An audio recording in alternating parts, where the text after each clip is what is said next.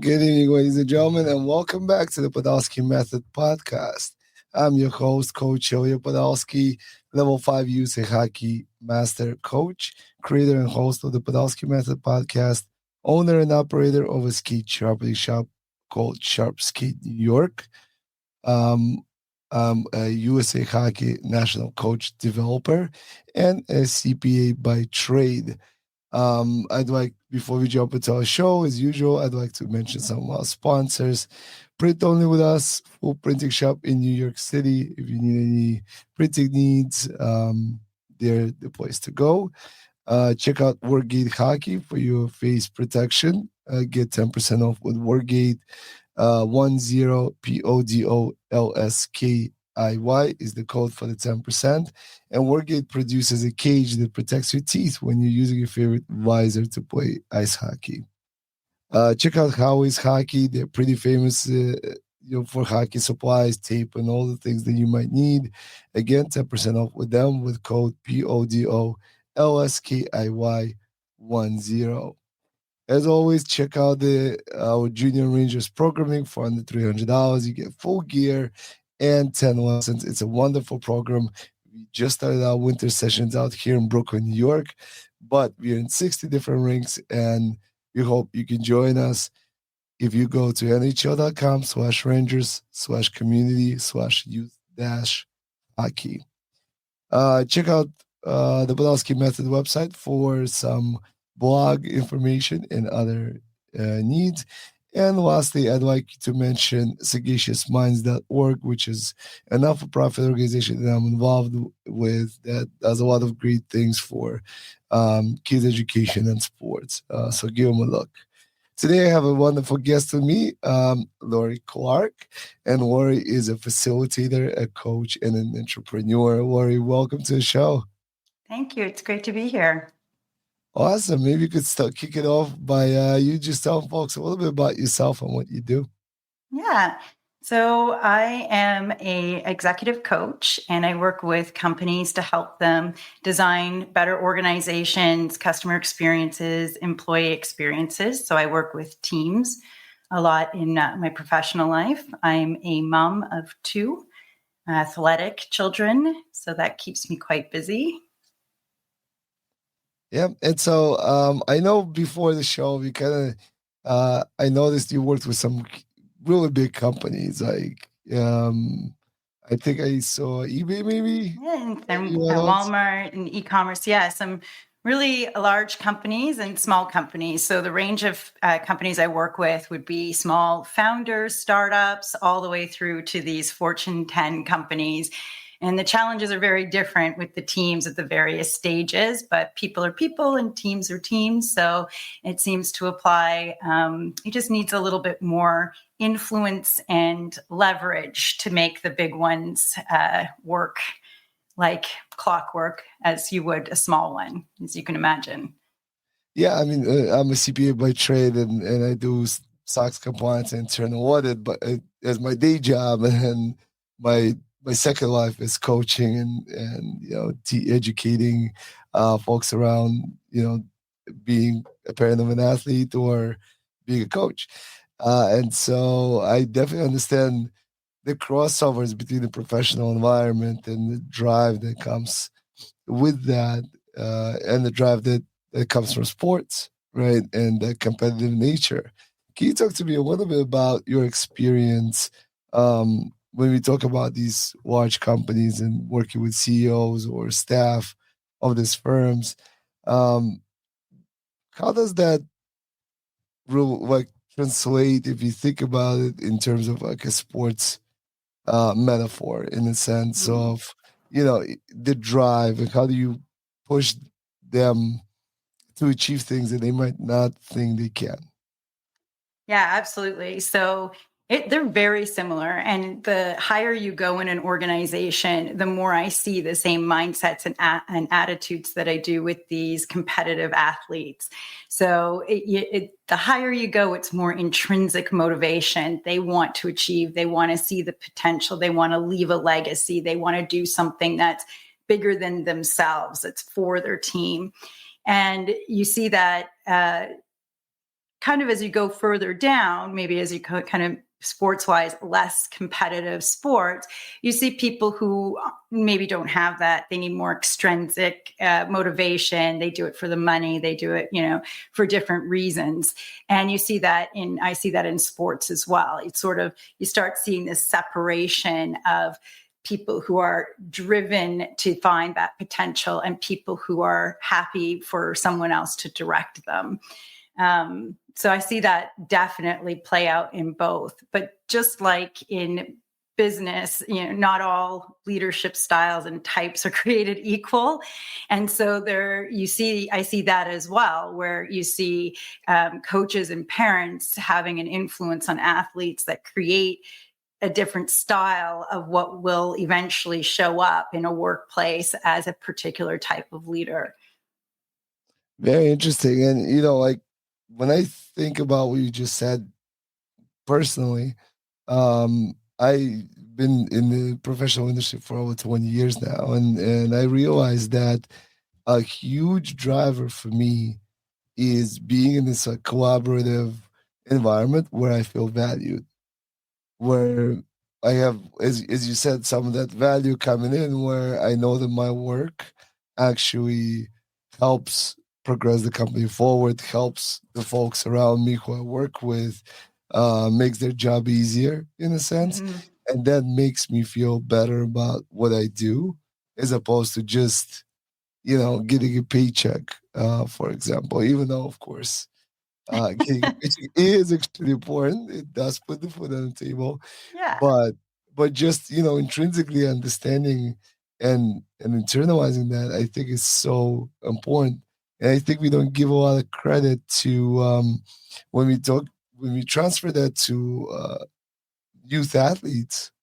Sometimes we kind of try to impose ourselves on them as opposed to allowing them to have that intrinsic, value add feeling. Absolutely. And to your point, you look at employee engagement in a company, and employee engagement specifically is higher when people feel joy at work. And so you dig into what does it mean to have joy at work? And what it shows is that when people feel like they are making progress on meaningful work, and meaningful work is defined by contributing to the company strategy and contributing to a customer experience directly, that brings them joy. They're more engaged. And so when we think about that in youth sports, often we drive an individual to be best at their position, that they're constantly being the best, which is not a bad thing, but it sometimes takes away that joy, that meaningful aspect of working with your team. And how do I actually contribute to help somebody not in my position or not, directly related to me, maybe somebody who doesn't get as much play time as me? How is that actually contributing to that feeling and that engagement as part of a team, not just me as an athlete? Awesome. And so, maybe we could kind of switch a little bit to your kids, because I know we started kind of talking right before the show. We started talking about the different dynamics with your son and your daughter, right? And your daughter, you mentioned, plays volleyball at pretty high level. Can you talk a little bit about that? Yeah, so she started playing volleyball when she was 10 in COVID, and wanted to get her into something. And she was willing to go play in a freezing cold warehouse here in Toronto. And she ended up falling in love with it and plays club. She plays for her school. She plays indoor. She plays beach. So we don't really get a break from volleyball. And she played for Team Ontario, and in the summer games last summer, and her team won gold, which was pretty exciting for her. So she plays probably as competitively as you can for her age group here in Ontario. Awesome. And then I know you mentioned that your son, even though he's extremely athletic, chose not to do sports. Yeah, so he had an opposite thing during COVID where he went really into gaming, and he, he is naturally athletic, picks up every sport very easily. He's lean, he's tall, everything my daughter wishes she was for volleyball. And he doesn't have that drive, that desire to play and put those skills into a game. So it creates a little bit of tension in the house where she has to work very hard for everything that she achieves in her sport. And he has this raw natural ability where all the people see him and say, oh, come play this sport, come play this sport. But he doesn't do anything with it. And I guess if you stay with that thought for a second, did you and ever have the inkling to push him into sports, or maybe even, like, in a sense, force him into an athletic path? So when he was really young, I made them do everything. So they were, that was easy though. They were at the age where they just pretty much did what they were told. And now I encourage and I open up all the different aspects to him. He can do anything he wants, from a development or a league or a house league. But I haven't forced it. I don't think you can. I think that what ends up happening is it puts tension on your relationship, and you become the person that's fighting them every week to go to practice, fighting them every week out the door. And I just personally don't feel like I have all that much time with him where I want to expend all of this negative energy over something he's not going to do naturally and on his own volition anyway. And that's a great point. That's actually why I asked you that question, is because, forcing somebody to do something you want them to do, sometimes is, most of the time, I would say, is probably a bad idea. And I'm really glad you mentioned the relationships, because it definitely does put a huge strain, even when the child wants to be an athlete and wants to participate in the sport.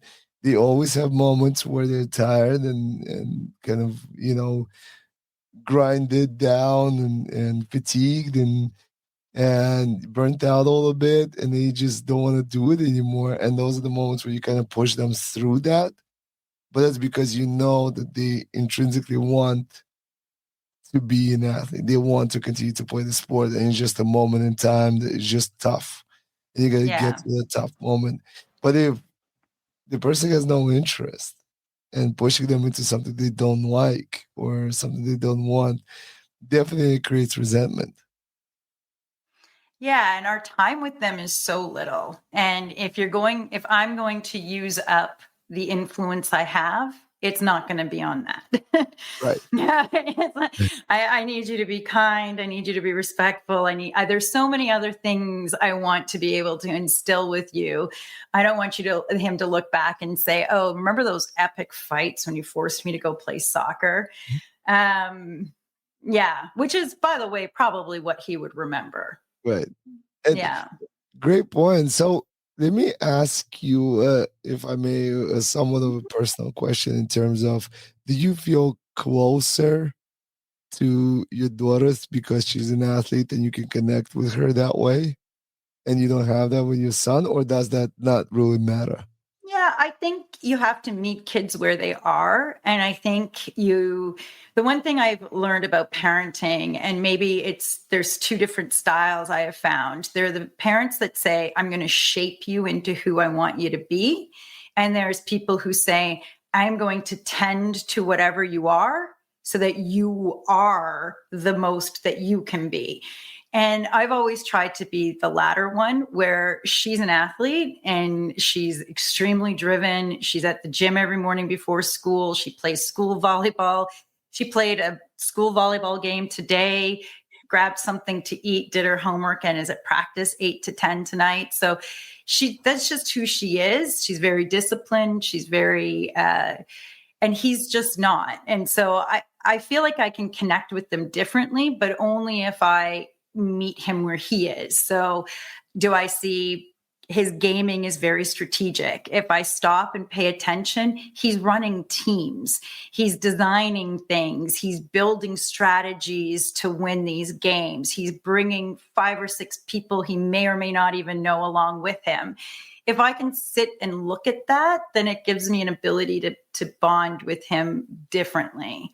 It's, do I wish he was more physically active? For sure. But I think that's different, right? So it's harder, though. I think I will add this. I get a lot of car time with Olivia. So I get to spend a lot more time speaking with her about her day and her life and everything. So that does give us a lot of closeness that I have to work harder to get with him. That's a great. I'm really glad you brought that up because I think that that kind of resonates through all the episodes that I've done so far. That car rides home, car rides to the games, and how important that is.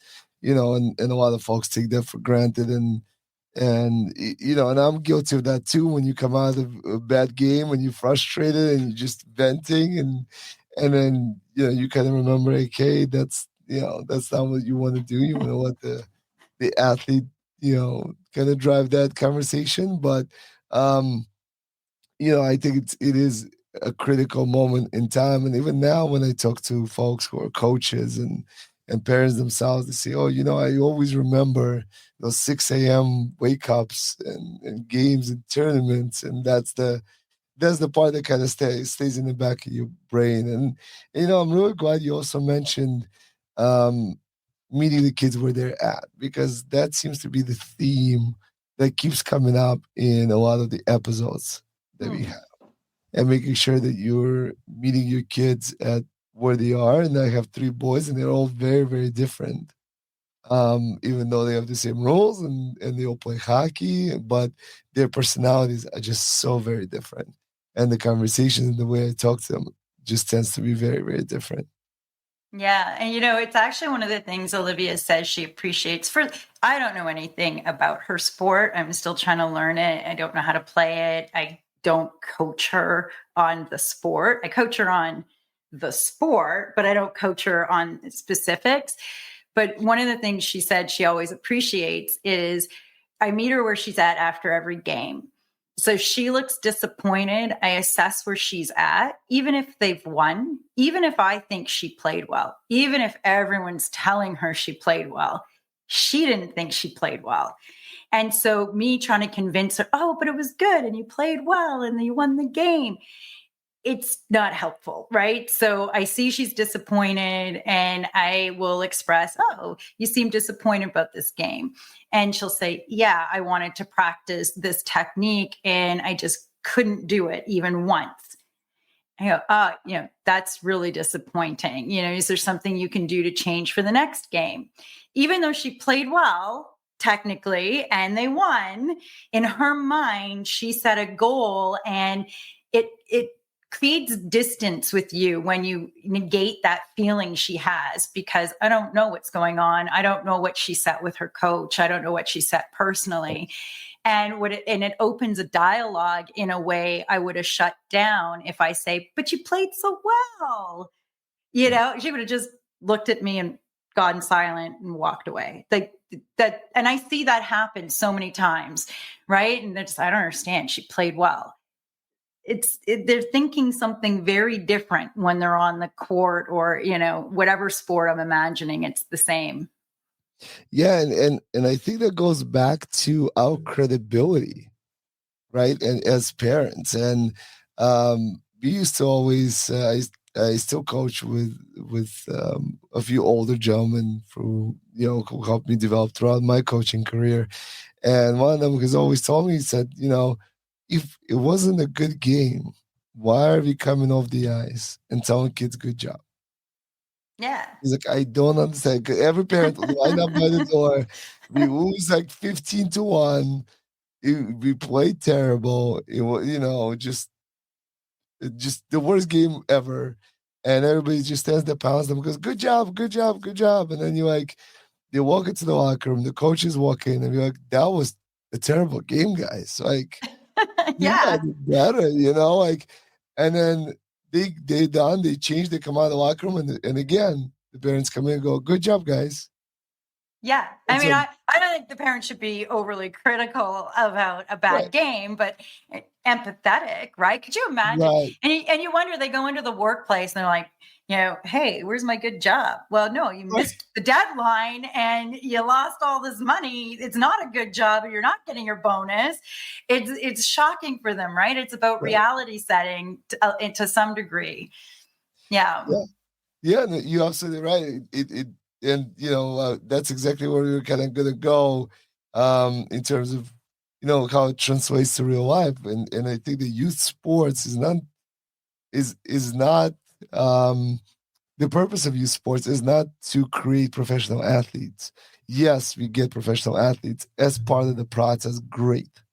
But there's Hmm. so far and few in between who become professional athletes. But even those that don't, they become professionals and they can take those Yes. Yeah. skills. Parents and anything that will pay this forward, right? Right. It's fascinating to me when you see the different style of coaching and parenting, and you can see the team culture. I don't know how to, I don't have to know the game. I can see the team culture. And one of the things with this, good job, let's go. I call it giving Valentines. So a couple of years ago, my son said, I'm not sending Valentines to school. I'm just not giving them. And my immediate reaction was, you're going to be the only kid. The teacher's going to ask me what's happening. You got to take Valentine's. Okay. That's what we're doing.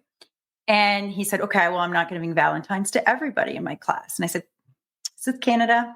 We are inclusive 100%. You have got to give a Valentine to absolutely every kid. And he said, no, not doing it. And I went, I had to check you have to just do this for me because the parents and the teachers are going to give me a hard time. And then I stopped and I said, why don't you want to give Valentine's? And he said, because you're the best. You're so great. I like you. You're fantastic. And he said, some of the people in my class aren't nice. Some of them bug me every day. They pick on me for a whole lot of things. And I don't want to send them something that says, you're the best. You're so great. And so I stopped for a second. I went, okay, fair enough. Right. And so we ended up doing something where he could think of something he appreciated about each kid, even if he didn't want to say you're the best. For this particular kid, he said, you write the most amazing stories. Truth. You're not the best per se, in my opinion, but you do write really good stories. And I find, and I don't know if it's in all sports, but specifically in volleyball, you'll hear the team say to each other, nice up, great serve, you've got this, let's go, this, that. And the parents doing the same thing on the side.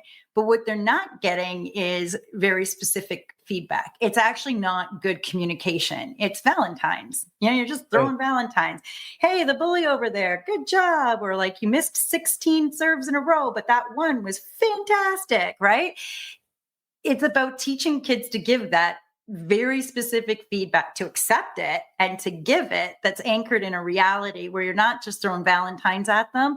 You're giving them something that's tangible, that's usable. You have to teach them how to accept it Right. and you have to teach them how to give it in a respectful way. But I think that's a huge thing I noticed in this sport that makes a difference between a team that connects and communicates while they're playing and one that's just throwing around Valentines. And or maybe you could take that a step further into the professional world and talk a little bit about how that how that transpires in a corporate environment. Yeah. So we see that all the time, right? Where, especially if you have a conflict adverse manager who's telling everyone they're doing fantastic, you end up getting the end of the year kind of results are in and nobody's getting a bonus and everyone's surprised by it. You have people who are frustrated because almost everybody wants to come to work and do a good job. I haven't met very many people who specifically come and say, what ruckus can I create today? And you're doing a disservice to them if you're not very honest about their skills and where they need to develop. And maybe they're not in a position that they're good at. Nobody wants to come to work every day and be terrible at it, right? So if you have these conversations where you're very specific and you give them the feedback and they're unable to take the feedback and change, finding them a spot where they're better matched to their strengths is the kind thing to do. And what we see in teams so often is people end up talking behind other people's backs about this person who's not good, or they end up just never getting their bonus and getting frustrated and trying to figure out where they went wrong. But generally, people will say to them, you did a great job. We see this even in customer surveys where, you get a 10 out of 10. Would you leave this company? No, I'm unlikely to leave the company. But then when you go and you start asking the why, it's like, well, I'm not leaving the company because I can't afford to leave it, right? Like it's too expensive to leave. So you start seeing that when we give that glossy kind of picture, the Instagram gloss, I call it, you're really not getting a high performing team, and individuals are never able to develop to their full potential, and they want to, generally they want to, right? So I think it works in both very similarly. Yeah, no, and that's such a great crossover there, because I feel like you can't fix a problem you don't know you have. Yeah. And And how horrifying. You're all over there talking about how incompetent I am, but nobody's willing to give me the feedback to tell me what I need to do to fix it. Yeah. It's yeah, like, I'd like to do better. It's, yeah, but you see that in sports. I see that in sports a lot too, right? Or they yeah, say, oh, you're so amazing. No, they're not. They can't block and they can't hit, and their whole job is to block and hit. yeah, and like in sports, it's very interesting because it's exaggerated in my mind. Like, and one day you'll be the best player, on the ice or in the game, and then the next day you could be the worst. Yeah. It's so weird, and it's weird, but it's also very good to experience it at that level. Because when you're a Yeah. young athlete and you go through that spectrum of, hey, I had a great game today, and then the next day I had a terrible one. And then you could be like, well, let's take a step back and let's see was this a really good game? Why was this a bad game? What did I do here? What did I not do here? Right? Or what did I do, that caused the bad game to happen? What can maybe I need to eliminate some of the things. Um, so you're a little more Mhm. consistent. Um, but to your point, it's not to just come out and say, hoorah, good job showing up, but it's actually telling them, hey, that was really good, but this wasn't. And Yeah, just, specifically, yeah, right? Like my daughter had a tournament on Saturday and she served into the net 4 times. You can't serve into the net at right, this level. Like what's going on, And right, she's like, I tweaked my back and it really hurts and I can't get that full rotation. I said, well, then we need to book physio. Like, because you can't serve into the net. That's not, but she knew she knew partway through the tournament when she tweaked her back and she couldn't get that full rotation. She knew why. But yeah, I was like, that's not a good job. That was terrible. yeah, I was in the stands going, I don't know whose daughter that is. Yeah, but just even that's another thing I find that's very a good crossover if I can. It's just on the point of measurement. So I always say in business, what you focus on grows and what you measure is what gets focused on, right? And so when we measure the wrong things in the workplace, we incent the wrong behavior. Or we incent the right behavior. And if we do a win at all cost thing, we've seen a lot of that in the news. We tend to incent the wrong behavior. And we do that in sports as well. If we measure wins and losses, even if we measure in individual success and failure. So I know sometimes coaches in volleyball will give them pluses and minuses. If you've got more pluses, you get more court time. If you've got more minuses, you get less court time. And I wonder what we're doing with that, right? Because we do that in the workplace, and what we get are these kind of sales toxic cultures, these kind of, when we're talking about investment management kind of cultures that we've seen in the past. You're competing against each other. You're not competing against the competition. And so I think measurement's really important. And if I gave my daughter her serve percentage or her pass percentage, I think it's great that she works to increase those, but it can't be at her doing it to the expense of another teammate, because then they try to jockey for who's got the best plus, in the game, instead of saying, how do we elevate the entire team? And so one of the things I've seen done well is when they take those measures for each of the players for their position, because there are different measures for the position for their team, and then teams that they aspire to be like, and say, you have the agency individually to work on getting yourself better in your role. But until our whole team increases, we're never going to beat these teams, right? And so you're making the competition external, and you're making the goal combined and collaborative. So it's not like, I want the defense specialist who's on the bench to be just as good as my daughter, because my daughter gets hurt and she serves in the net. I need someone else to come in. Do you know what I mean? For the team to be successful. And I feel like when we get really focused on individual numbers and making them compete for court time against each other, you lose the benefit of the team culture and environment that's working together to beat the other team. Do you know what I mean? Like, Absolutely. I see that the same in business. It's very similar. Yeah, that's such a great point, that we create competition internally, but it's actually really hard to translate that message that you're competing against each other to make each other better, because you're a team and you have to play together. So the better every single line or every single player is, the better we can come together and play. So I'm going to play hard against you because that's going to make you better. Right. And not to make you look bad, but to make you better. Right. So actually I have a question here for you, which is from Evgenia here.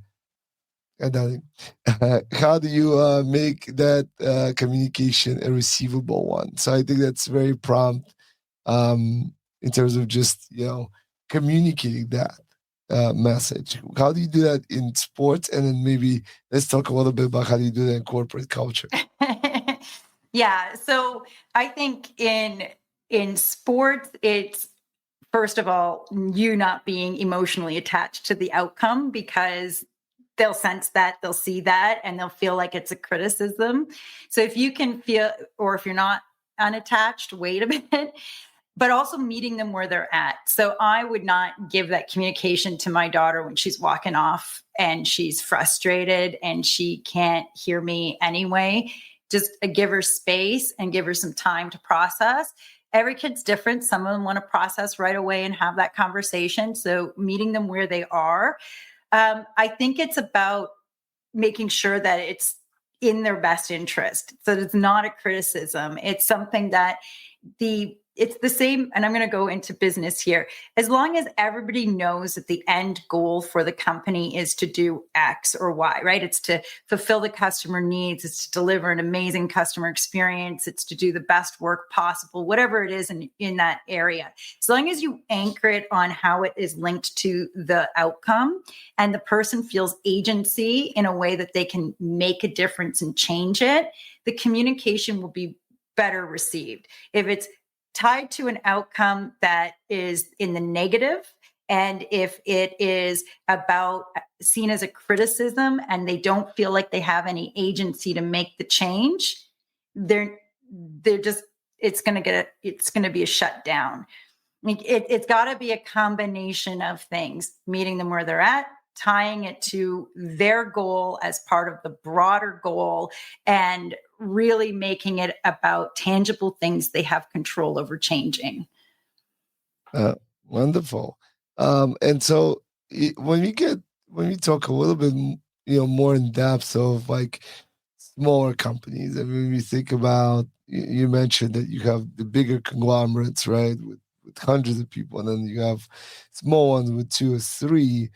How does that change? Because I know they changed the dynamic quite significantly. I've been coaching teams where you have 18 players, and then the next year you have nine, and you kind of have to struggle through that lack of bench strength. So how does Yeah. that So work? Yeah. it's a very good point. The smaller the team, the more stretched everybody is from a resource perspective, right? And the more exhausted they are. And the more tired we get, the less tolerance we have for receiving feedback and for making changes and for adding on. So in smaller teams, anytime you want to make a change, you got to take something away. You really can't add more on, and you really need to be very specific about what's in it for them. So, what is going to be the benefit of doing this? And here's what's going to go away by you doing this. In bigger companies, there's just always so much time and ability to get complacent because, if you don't step up, if you don't change, someone else is there, right? So, someone else can do it. They can pick up the slack and it's going to be okay. The challenge there is you need to create that sense of urgency, and you need to be able to inspire people to be able to change how they're doing the work, to level up when there's actually really no immediate burning need to do so, right?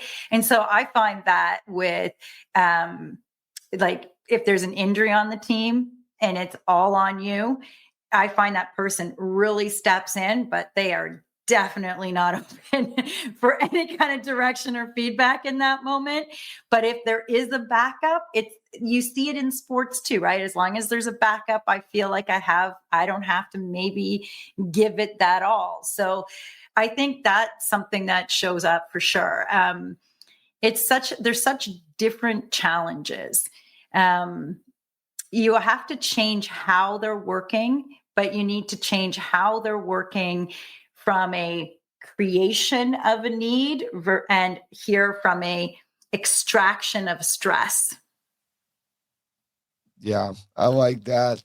Earlier you talked a little bit about the toxicity, and I don't know if you I watch some other keynote speakers and public speakers, and there's a gentleman, I forget his name, it escapes me right now, but he talks a little bit about Navy SEALs approach to high performers and high trust, and people who have high performance and low trust are usually toxic employees because Mm-hmm. you're measuring their performance. They're great, they're bringing a lot of business, but they'll sell their mother for a dollar kind of thing, and that, so they're very toxic for the corporate environment, as opposed to having a high trust and a lower performer, but that person is loyal, and you can rely on them, Yep. and they're gonna go beyond. They just need to be kind of educated to get to that performer status. And so, it's very interesting when we think about it in those terms. And I really like that analogy because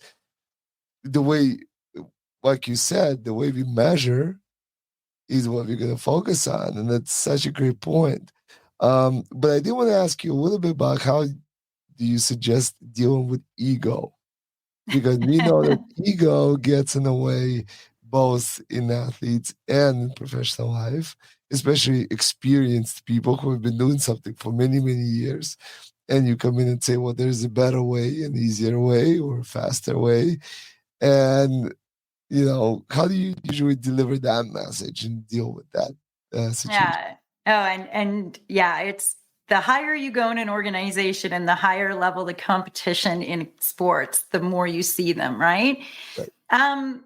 I think they're created though. I don't think very few people are born with it. Now I can't remember the statistics of the number of people who have a personality disorder that are born with it, but we create them and then we have to deal with them. And so my preference is to actually go backwards and stop creating them by having really amazing coaches and parents, but we all have to face them at some point.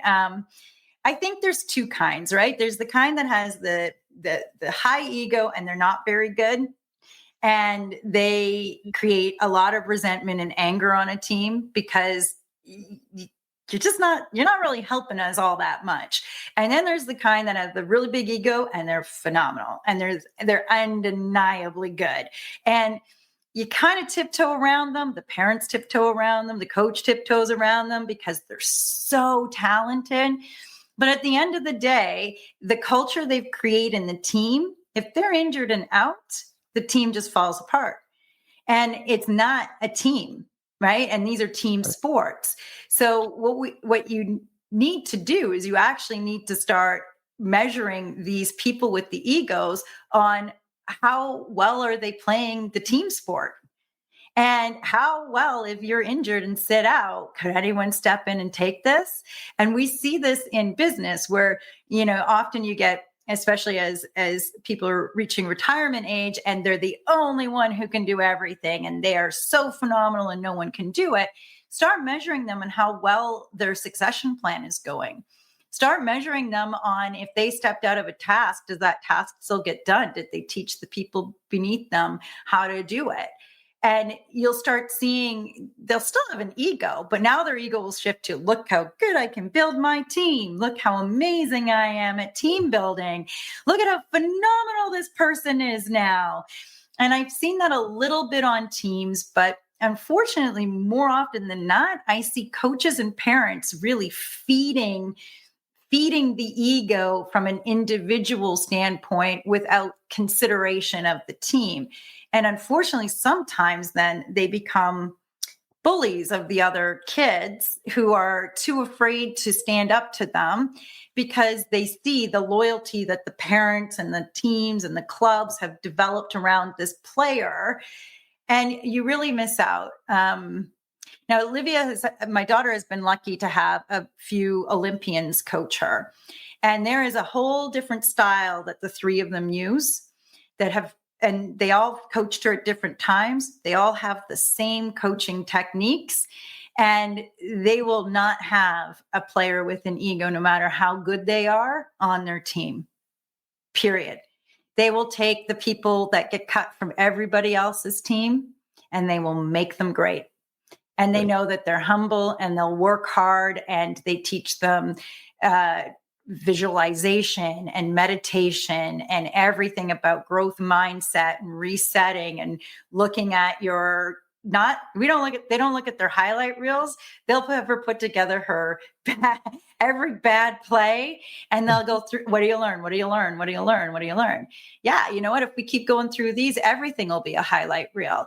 It's just, they just don't take that attitude. They will not have it on a team.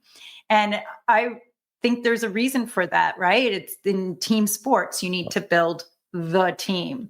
But if you're faced with one and you have that and the coach is willing, start trying to get that player, or on a team, try to get that team member to be measured on how well they make the other players. Yeah, I use in a lot of my coaching, I use Sidney Crosby as an example. He's one of the most famous hockey players. But I think what I find very interesting, and this is something I learned in a seminar with USA Hockey when I was, learning, a gentleman came in and he said, Sidney Crosby won the Stanley Cup, but he was the first round pick, and to the right of him was a 7th round pick, and to the left was an 8th round pick. So he was number one, and there was 176 and 237, and they played on the same line and won the Stanley Cup. And he was saying how his skill made everybody around him better. Yeah. And that's what these elite performers can do when they actually make other people better around them. So I think it's such a intricate area, and as you said, the easier thing I guess to do is to eliminate that situation. But I think, I've seen where coaches try to work through it and almost bring down the ego, through, examples and stuff. But it's a battle. It feels like a Yeah. battle. Yeah. And I imagine, I mean, I think sometimes it depends on how high up that person's self-esteem is, how much it can be brought down. But there's a lot of evidence that shows that sometimes the kids that have the biggest ego and are the biggest bullies are the most troubled, right? And Right. so, and you don't know what their situation is outside of this sport. And what you wouldn't want to do is create any kind of add on to that. So, I mean, for my daughter has run into a few. And we just try to have compassion, just wow, that was really mean. I wonder what she hears at home all the time that has her feeling so mean. And I wonder what's going on in her life, because that's pretty brutal. And I don't know, she used to get really, really upset about it, and now she doesn't. I think there's a lot that happens with social media. I think social media is a way, especially with something like Snapchat, where you can say something really horrible and it's gone. And she would get some things on there, and you just started replying back as just, "I forgive you." Right. Oh, I like And it. Yeah. and then one of the girls said, "Yeah, I don't need forgiveness." And Olivia replied, "Yes, you do." Right. And then stop, never text, never did anything again. It was Yeah. just, it wasn't fun, I guess. I don't know. So I think at first, not take it personally, but yeah, it's hard. Social media is pretty brutal for these kids. Yeah, it's so interesting that people are willing to go out of their way just to bring somebody down or make somebody feel worse, in the sense of, instead of bringing themselves up. And I Yeah. think we see that, even in our daily lives, and whether it's corporate culture, but even family members, and sometimes they're doing that too. You could have, folks in your immediate circle would rather bring you down than to build themselves up. Yeah. Especially if it's amazing, but the more you achieve, or if you set out a goal, no matter how small it is, the closer you get to it, it's almost like you hurt something in them, that they're not doing the same thing. I used to work with this woman, and she used to always say, if someone comes up to you and says you have green hair on the street, what are you going to say? And I said, I'm going to say, no, I don't, and walk away, right? You're never going to think about it again, because you don't have green hair. Now, if someone came up to you and say, wow, you're really putting on some weight, and then you take it and you're like, oh my, why would they say that? What's going on? And it's because there's a little part of you that is worried it might be true. Right. And so you internalize it and you take it on, right? And so it's sort of like just learning how to say, well, I don't have green hair. That's a you problem. That's not me, right? And it's very hard to do, but the more you do that from a team dynamic, or from in a business, or in sports, or personal, the better. And it's the same kind of mindset you're talking about, like after you had a bad play, right? How do you just get rid of, like, I'm not a bad player, I had a bad play. It's very challenging to do that. It's very challenging to do that with social media, especially when people are saying everything is great and wonderful. Then they throw some jabs your way because they're so perfect and you're apparently Yeah. not. But the more we can do that, I think the better. Yeah. So now I'll just say to Olivia, I'm like, do you have green hair? And she's like, no, I don't. Good. Yeah. Then that Yeah. comment is really irrelevant, and sort of let's just delete it and move on. Yeah, and I always tell the boys, my kids and the kids I coach, is that, acknowledge if you had a bad game, acknowledge if you had a bad play. It's okay to make a mistake. Yeah. You can't be afraid of it. You got to know you made one, and then be like, hey, guys, I don't know, like, that's not working. What I'm doing is not working. Where do you need me to go? Like, let's figure out this dynamic, right? Talk to your teammates, talk to your coach, right? Talk to your mom or dad, and be like, hey, it doesn't feel right. Or Yeah. every time I do it, it doesn't work. I keep losing in that situation. I lose the battle in that situation. Like, how can I change that? And so, but Yeah. it's kind of like goes back to the idea that, if you don't know you have a problem, you can't solve it. Like, that's the first step of knowing you have one. Yeah. Yeah. And that's in change management. That's the first thing, right? Every change management effort in a company, if there's not awareness that the change is needed, then there's zero chance it's going to be successful. And we spend so much time being like, here's the new features and here's what's in it for you and here's all of that, and not the why behind the Right. change and the specifics of it. And 70% of change efforts fail. It's sort of like, well, we need to start a little earlier in explaining that there actually is a problem that needs to be solved. Yeah, absolutely. And you made me think of this old Seinfeld episode where Owen was dating a gentleman, and he would just every time he would break up with somebody, he would tell them something, and like you're gaining weight. And he told her she has a big head, and then all of a sudden, everything she does, like she's walking through the park, and a bird hits her in the head. And it's like everything she does, like just so this whole episode, she like beats him up at the end or something. I don't, it's an old episode, but Oh, it just made me think of that, where it's just like you just would say something when people would break up with him, be like, well, fine, but you have a big head. And every, she'd walk into a wall and things like that. Like then it's she just, made it. She basically made it true because she's like, right, "Oh wait, right, here's all the evidence. I do have a big head." right, right. And Yeah. and that's I think also it's comical, but it goes back to that point you're making that sometimes you start adopting that. Yeah, And athletes do. They 100% do, right? Like maybe I am not a good player, or maybe I am not this. It's like, right. no, that's yeah. I agree. And what you focus on grows, right? So you have to be able to acknowledge you had a bad play. You have to be able to acknowledge, a bad situation, but not focus on it. You need to then, as you said, turn to, so what can I do about it? So where can I go? Who can I talk to?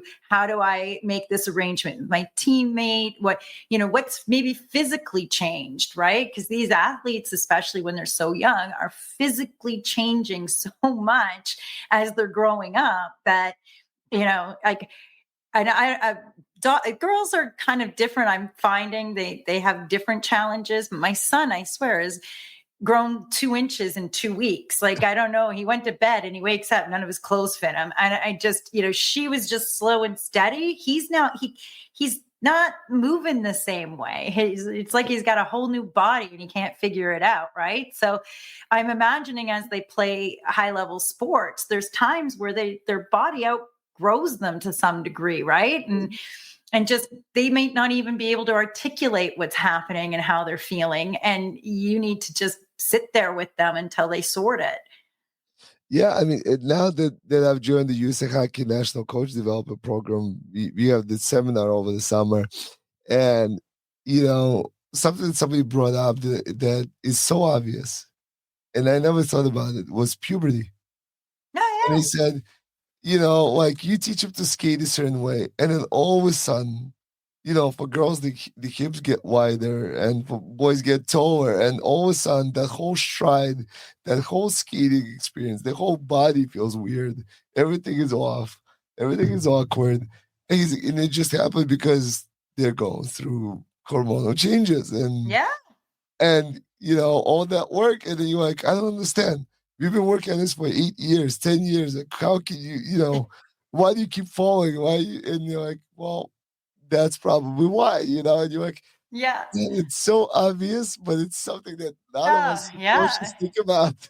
Well, every male coach needs to know that's coaching young women that who you spend your most time with, your cycle sinks. It is. There are some tournaments where I have to remind a coach, I'm just like, can we just be for real here for a second? This is not the tournament to give harsh feedback. They're all going to cry.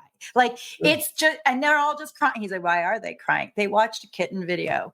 Like, it's phenomenally hormonal. So that, I mean, there's 12 of them, right? So it's like, it's just fascinating, but we don't actually teach that. We don't actually consider that, we should never, ever make tournaments on those days. But yeah. And then you think about it, you've got a whole gym full of people. But yeah. I had an experience like that where I had a couple of girls on the co-ed team, and we didn't have a very good game. We were sitting in the locker room. We kind of went around and said, you need to do this, you need to, and like every player. And the two of the girls, one starts crying, and then the other one starts crying. And then, obviously the parents come up, they're like, why are they crying? I was like, I have no idea. So then I pull one to the side, and I'm like, why are you crying? She's like, I'm crying because the other one started crying. So I go to the other one. I was like, why are you crying? She's like, I don't know. Yeah. I was like, did I say something that offended you? Did I say something mean? Like, tell me. Like, I wasn't trying to offend you. I wasn't trying to be mean. We were just going around and saying things that we each going to improve. She's like, no, I just felt like, sad. Like, there was no explanation. Like, I was like, That happened the other day. We were just literally a few days ago. We were coming back from the gym in the morning, and she loves going to the gym in the morning. And we're driving back, and I look over, and she's bawling. And what happened? Did something happen in the gym? Did you get hurt? No. Are you okay? I don't know. You're like bawling. I said, is there anything I can do? No. Do you want to talk about it? No. Cried like the entire morning. And at lunch, I said, how are you feeling? I'm fine. And you were crying in the car. You want to talk about it? Oh, no, I don't know why. I was really sad. And I had no reason, like just none. And I went, okay. And I was like, fine. It's okay. But there was an interesting research done by, I think it was Denise Chen. She did this research that looked at how you can sense emotions through smell. And that the more you perspire and the more you're kind of like in an adrenaline, or you've got cortisol or whatever, or you've got, you're feeling happy, people can smell it, and it's almost like contagious, right? Like the energy is contagious.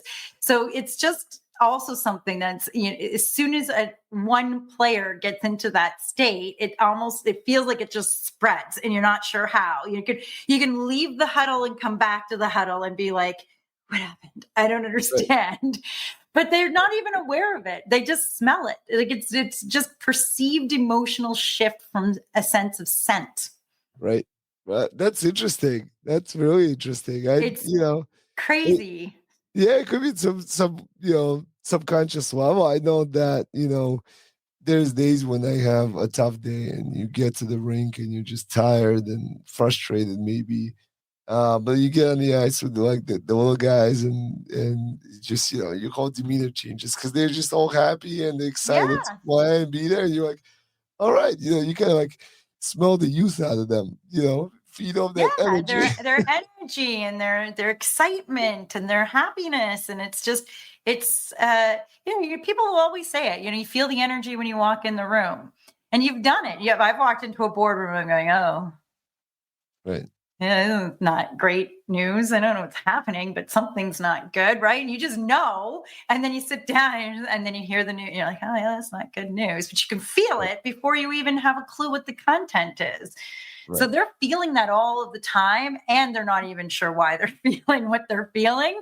These teenage years are extremely difficult. They're extremely difficult to parent. They're extremely difficult when you get a team of them together and you're trying to coordinate them to do something pretty amazing. But yeah, it's great coaches I've seen, just like you're saying, are very conscious of what the feeling and the general vibe is of the team, right? And what you need to do to shift it.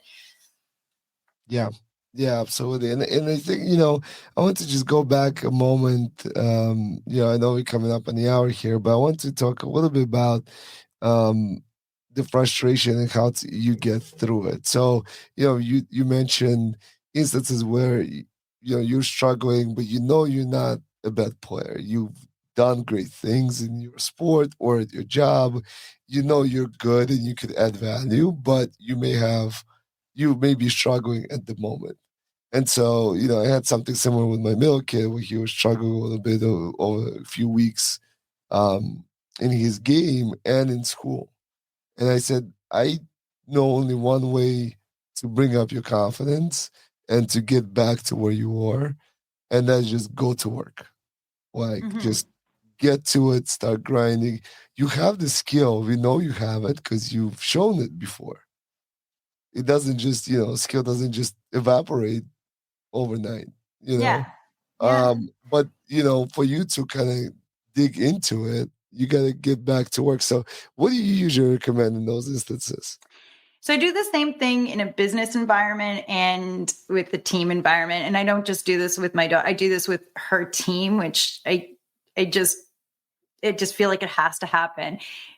Almost every day we're focused on what needs to be improved and what needs to be done. There's a to-do list that never ends, and they're always striving for that performance enhancements, right? Work, home, sports. So what we get focused on is all of the gap. Here's the gap from where we are to where we need to go, the gap from where we are to what we need to get done, the gap from where we want to perform to where we're performing. And so I think it's great because you're constantly trying to improve. You've got, how do I learn from my mistakes? But you are seeing a lot of your mistakes and the correction of your mistakes. What I do in both is I create highlight reels, if you will. So in a work environment, what I'll do is I'll take pauses, just not scheduled pauses, but pauses and say, hang on a second, guys. Do you realize that, X time ago, this was what was happening and here's where you are? That's amazing. Look at what you've done. This is phenomenal. You like saved 30% efficiency, or you've done this, or you went and changed these 5 things for the customers and they love it. Look at what these customers are saying about it. That's amazing. Well, this list over here is 25 million things that are wrong with the customer experience. But these 5 ones aren't on it anymore. Look what you've done. And so there's a AI assisted kind of, I don't know, program that takes all of the plays that Olivia does and all of it says a bad pass, good up, a bad pass, and then, not great attack. And she'll go through those with the coaches to be like, how can you change your platform? What can you do? Blah, blah, blah, blah. And every now and then what I'll do is I'll put on the TV, her highlight reel. And and we'll do it like we'll grab popcorn. I'll grab the brother, grab the dog. We sit down and we're like, you know what we're going to watch? We're going to watch your highlight reel. And Nerla's like, who's playing? Who's this player? Look at that. Look at that pass. It was amazing. And she'll be like, okay, I get it. And then sometimes what I'll do is I'll put in one from like when she was 10 and be like, now watch this highlight reel. And she'll go, oh man, so bad. I'm like, no, look how far you've come.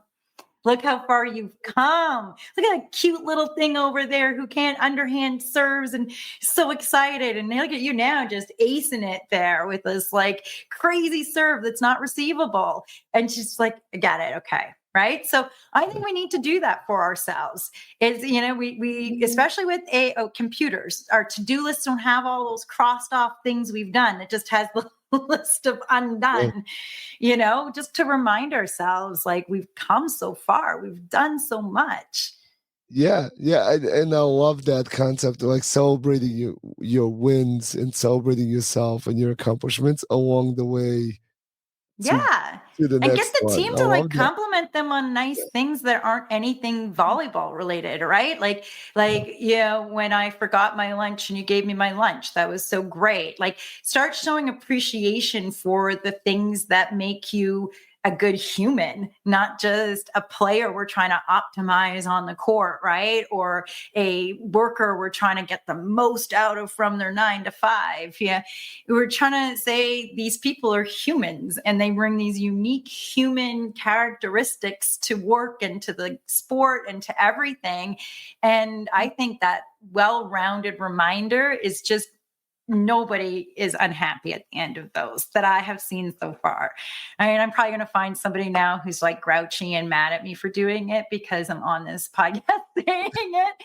But in my experience, it's been really great that helps bring perspective. Yeah, and I love that. It's almost like a measurement of your progress, right? Like you just said, like here's where you were, here's where you are today.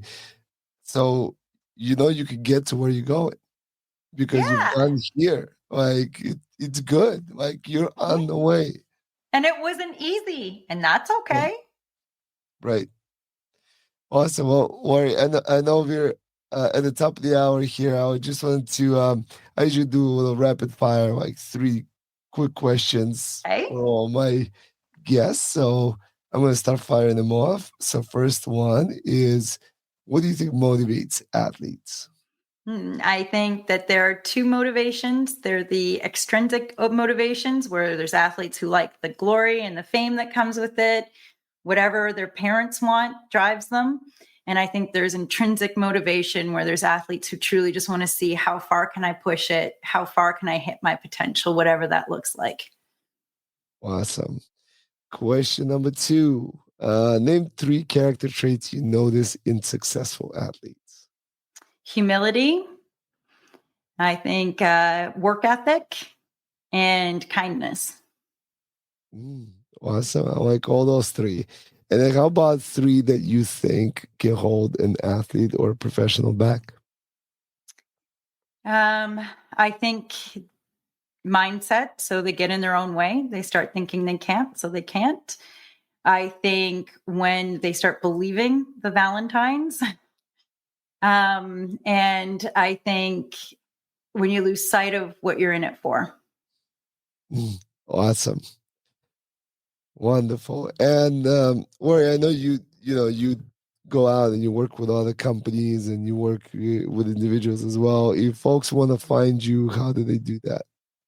So right now, they can go to Laurie-Clarke.com. It'll put you to my LinkedIn, and you'll be able to see what I'm up to and connect if you'd like to. Wonderful. Well, thank you so much for joining me today. I thought it was a wonderful conversation. I think we got to Same. touch on a lot of things, and I love that we drew a lot of parallels between athletic world and the professional world because I don't think that I do that enough on this show, and I'm really, really glad we got to do that today. Great. Thank you for having me. Of course, and thank you everybody for joining us tonight and listening. And please do share the show with your friends, your family, and hopefully it's helpful. And reach out with any questions. If you have questions for Laurie, I'll be happy to pass them along. Thank you again, and have a wonderful evening, everyone.